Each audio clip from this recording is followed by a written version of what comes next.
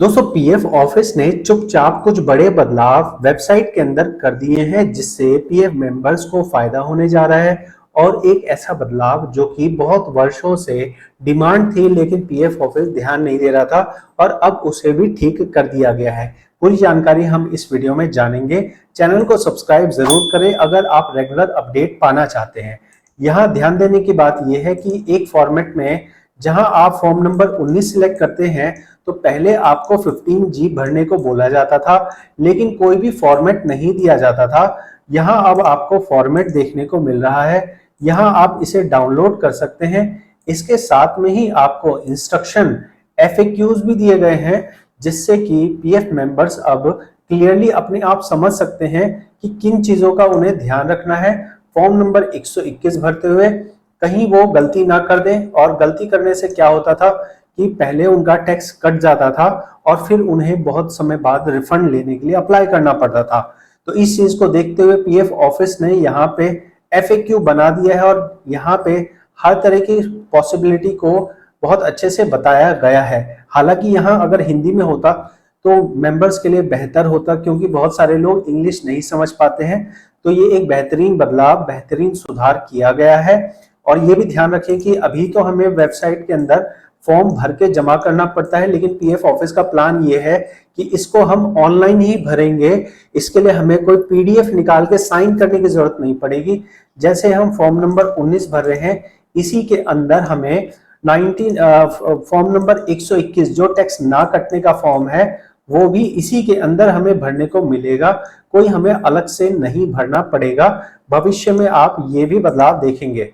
तो ये एक बदलाव हो गया। दूसरा बदलाव ये एड्रेस में देख सकते हैं कि पहले फॉर्मेट जो था वो कुछ ऐसे था कि इधर एक कॉलम फिर इधर एक कॉलम फिर इधर ऐसे करके 6 कॉलम बने रहते थे जो कि अभी टेम्पररी तौर पे ये एक फॉर्मेटिंग दी गई है जो कि इतना इंपॉर्टेंट नहीं है।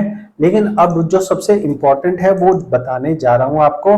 उसके लिए आपको एक एग्जांपल दिखा रहा हूं। ये जो आप देख रहे हैं ये एक फॉर्मेट है जो कि पुराना फॉर्मेट है फॉर्म नंबर 19 का। फॉर्म नंबर 19 मतलब फुल एंड फाइनल सेटलमेंट।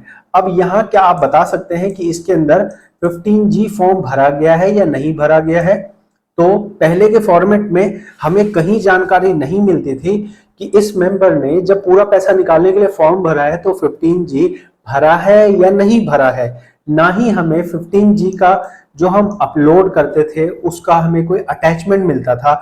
हमने अगर 15G लगाया तो वहां पेज नंबर के पहले के बाद में क्यों ना 15G फॉर्म को जोड़ दिया जाए, ऐसा करा जा सकता था। लेकिन ये चीज पीएफ ऑफिस ने कई वर्षों से नहीं करी थी।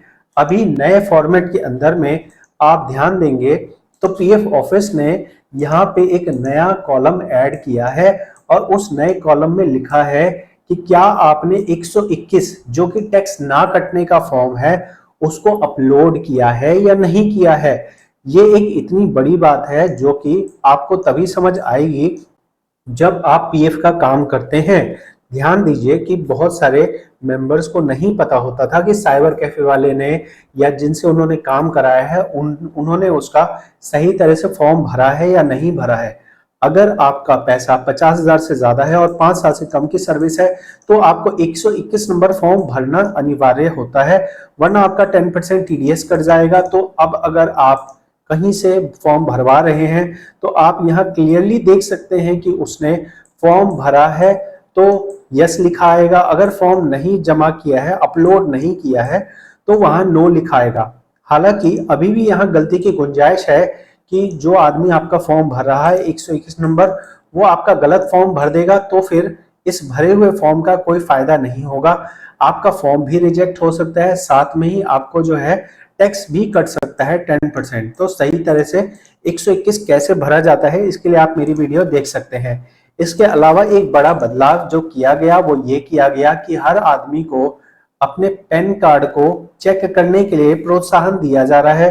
पैन कार्ड को चेक करना अनिवार्य बताया जा रहा है क्योंकि इनकम टैक्स का प्रावधान कहता है कि अगर आपका पैन कार्ड आधार कार्ड से लिंक नहीं होगा तो आपके पैन कार्ड की कोई वैल्यू नहीं है। और ऐसे में अगर आपका पैन कार्ड नहीं वेरीफाइड है, नहीं आपका आधार कार्ड लिंक है तो आपको 20% आपका TDS काट लेगी EPFO और साथ में ही वो पैसा आपको वापस नहीं मिलेगा। तो इसके बारे में पहले कोई जानकारी नहीं होती थी आपके फॉर्मेट में आपके पीएफ निकालते टाइम, लेकिन अब उस चीज को डाला गया है। तो आप ध्यान दीजिए कि अब आपको इन दो बातों का ध्यान जरूर रखना है कि जो आप फॉर्म नंबर 19 भर रहे हैं तो 121 अगर लगाना जरूरी है तो वहां जरूर से होना चाहिए। और साथ में ही आप जब पेन नंबर देख रहे हैं, अपना पैन कार्ड आपका लगा है तो उसका वेरीफाई होना जरूरी है। हालांकि ये वेरीफाई वाली बात जो है वो हर किसी के लिए अभी वैलिड नहीं है। सभी लोगों को यहाँ पे जरूरी नहीं है कि सही जानकारी दिखाई जाए।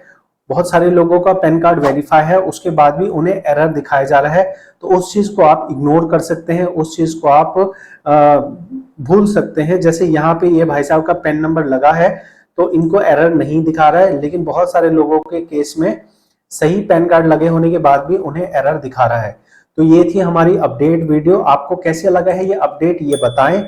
साथ में ही चैनल को सब्सक्राइब कीजिए, सब्सक्राइब करेंगे तभी आपको रेगुलर अपडेट मिलेंगे। साथ में ही आपको डिस्क्रिप्शन में व्हाट्सएप चैनल मिलेगा, उसको ज्वाइन कर लीजिए। वीडियो बनाने में समय लगता है, वहां अपडेट डालने में आसान है। वेबसाइट चल रही है, नहीं चल रही है, कोई नया एरर आ रहा है, वो सब जानकारी वहां पे व्हाट्सएप चैनल पे देखने को आपको मिल जाती है। धन्यवाद। Are you looking for expert help with your Provident Fund? We offer full PF withdrawal, transfer, master payroll, ITR filing, and become a certified consultant with our courses.